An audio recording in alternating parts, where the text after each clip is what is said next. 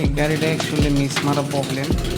আগেও এখানে এক মেকার দেখেছিলাম, মেকারটা ধরবো করে নাই গাড়িতে আমারটা। যাই হোক গাড়িটা আমারও নিয়েছে, কিন্তু আমিও বহুত মুশকিলে ধরছি যে আমারটা। অ্যাকচুয়ালি ফিল্টার করলাম, কার্বোরেটর করলাম, কিন্তু প্রবলেমটা সলভ হলো না। ফার্স্ট টাইমে যাই এই সিলেন্সারটা সফ করেছে, যার জন্য এমা মিস মারতেছে গাড়িটা। যাই হোক আমরা সিলেন্সারটা খুললে আনা করে দেখাইতেছি কীরকম পিক আপ নেয়, আর সিলেন্সার লাগানোর পরে কীরকম পিক আপ নেয়। অ্যাকচুয়ালি সিলেন্সারটা খোলা শেষ, এখন গাড়িটা স্টার্ট দিব, স্টার্ট দিয়ে দেখবেন না পিক আপটা কীরকম নেয়। তাই বুঝবেন না যায় সিলেন্সারটা সব আছে ঠিক আছে, পিক আপ দিয়ে ফুল ফুল।